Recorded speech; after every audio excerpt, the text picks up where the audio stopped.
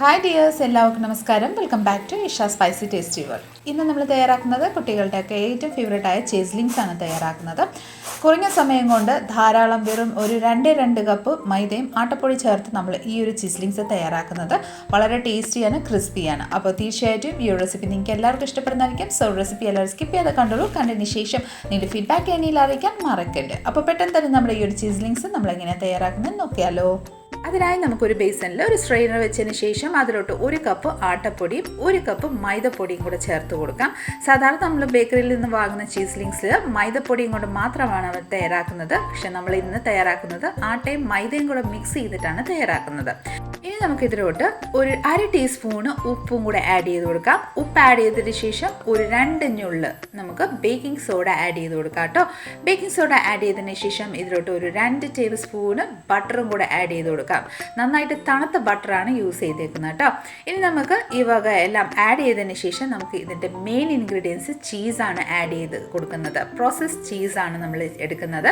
അത് ഒരു 2 ക്യൂബ്സോ 3 ക്യൂബ്സോ നിങ്ങളുടെ താല്പര്യം അനുസരിച്ച് ആഡ് ചെയ്തോളൂ. ഞാനൊരു വലുപ്പമുള്ള 2 ക്യൂബ്സ് ആണ് എടുത്തേക്കുന്നത്.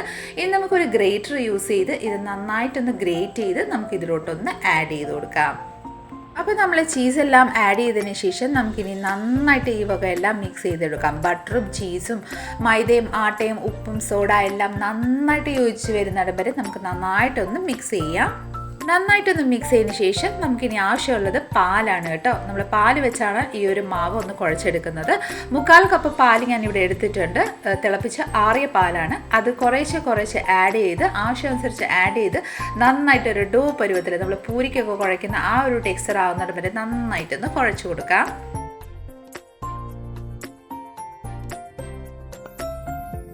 നന്നായിട്ട് ഇതുപോലെ കുഴച്ചതിന് ശേഷം നമ്മുടെ മാവ് ഏകദേശം നല്ല ടൈറ്റ് ഡോ ആയിട്ട് ഇവിടെ കുഴഞ്ഞു കിട്ടിയിട്ടുണ്ട്. ഇനി ഒരു 2 to 3 മിനിറ്റ് ഇതുപോലെ തന്നെ നന്നായിട്ടൊന്ന് കുഴച്ചെടുക്കാം. നോക്കിക്കോളൂ, ആ ടെക്സ്ചർ ഏകദേശം ഈ ഒരു പരുവത്തിലാണ് നമ്മൾ മാവൊന്ന് കുഴച്ചെടുക്കേണ്ടത്.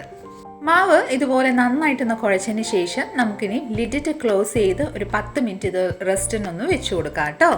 ഒരു 10 മിനിറ്റിന് ശേഷം നമുക്ക് ലിഡ് ഓപ്പൺ ചെയ്തതിന് ശേഷം നമ്മുടെ മാവ് ഒന്ന് എടുക്കാം. നോക്കിക്കോളൂ, നന്നായിട്ടൊന്ന് സോഫ്റ്റ് ആയിട്ടുണ്ട്.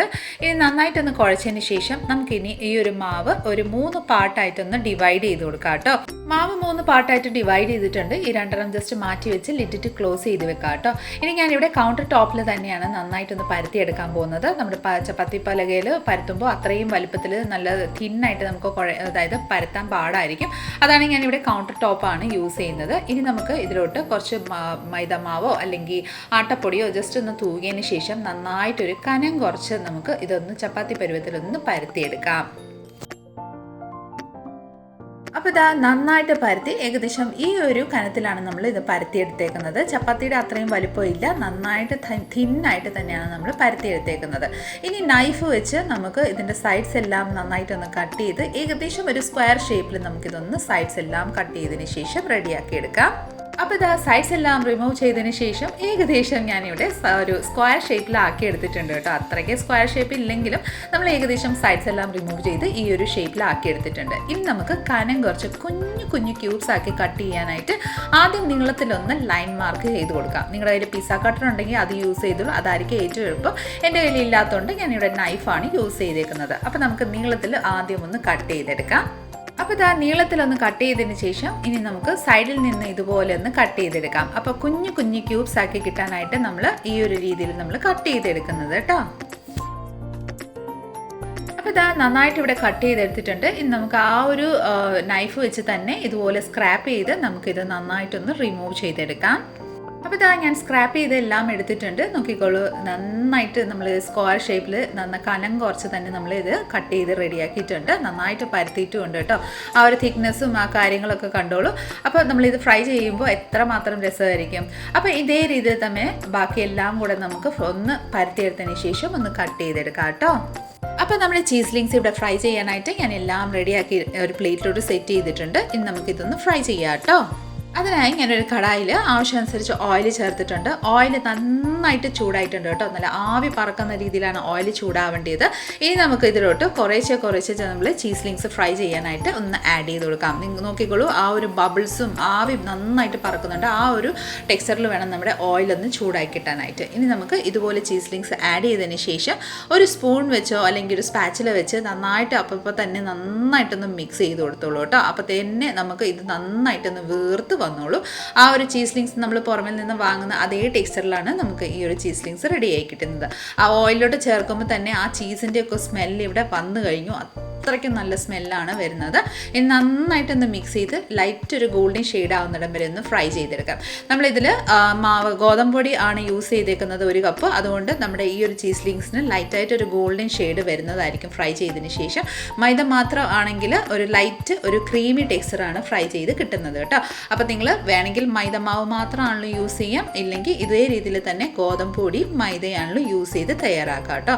ഇല്ലെങ്കിൽ ഗോതമ്പൊടി മാത്രമാണല്ലോ യൂസ് ചെയ്യാം, പക്ഷേ ആ ഒരു ടേസ്റ്റ് നമുക്ക് കിട്ടില്ല. അതുകൊണ്ടാണ് മൈദയും ഗോതമ്പും രണ്ടും കൂടെ മിക്സ് ചെയ്ത് നമ്മളിത് തയ്യാറാക്കിയിരിക്കുന്നത്. അപ്പോൾ ഇതാ നോക്കിക്കോളൂ, നമ്മുടെ ചീസ്ലിങ്സ് ഇവിടെ നന്നായിട്ട് ഫ്രൈ ആയി കിട്ടിയിട്ടുണ്ട് കേട്ടോ. ഇനി നമുക്ക് ഓയിലിൽ നിന്ന് ഇതൊരു സ്ട്രെയിനറിലോട്ട് ഒന്ന് ട്രാൻസ്ഫർ ചെയ്ത് കൊടുക്കാം. നമ്മുടെ ചീസ്ലിങ്സ് സ്ട്രെയിനറിലോട്ടൊന്ന് ട്രാൻസ്ഫർ ചെയ്തതിന് ശേഷം ഓയിൽ നന്നായിട്ടൊന്ന് റിലീസ് ആയതിനു ശേഷം നമുക്ക് ഇതൊരു പ്ലേറ്റിലോട്ടൊന്ന് ട്രാൻസ്ഫർ ചെയ്ത് കൊടുക്കാം. ശേഷം നമുക്ക് ഇതേ സെയിം രീതിയിൽ തന്നെ നമുക്ക് ബാക്കിയെല്ലാം ചീസ്ലിങ്സ് ഒന്ന് ഫ്രൈ ചെയ്തെടുക്കാം കേട്ടോ. അപ്പോൾ ഇതാ നമ്മുടെ ചീസ്ലിങ്സ് ഇവിടെ തയ്യാറായിട്ടുണ്ട് കേട്ടോ. നല്ല ടേസ്റ്റി, നല്ല ക്രിസ്പി ആയിട്ട്. ആ സൗണ്ട് കേൾക്കുമ്പോൾ തന്നെ നിങ്ങൾക്ക് മനസ്സിലായി കാണും എന്തുമാത്രം ക്രിസ്പി ആയിട്ടാണ് നമ്മുടെ ഈ ഒരു ചീസ്ലിങ്സ് തയ്യാറാക്കിയിരിക്കുന്നത്.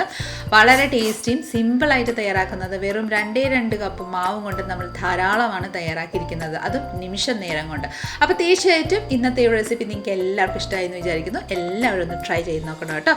നമ്മുടെ ഇന്നത്തെ ഒരു റെസിപ്പി നിങ്ങൾക്ക് ഇഷ്ടമായിട്ടുണ്ടെങ്കിൽ ഒന്ന് ലൈക്ക് ചെയ്തും ഫാമിലി മെമ്പേഴ്സിനും റിലേറ്റീവ്സിനും ഫ്രണ്ട്സിനും എല്ലാവർക്കും ഒന്ന് ഷെയർ ചെയ്ത് നമ്മളെന്ന് സപ്പോർട്ട് ചെയ്തേക്കണേ.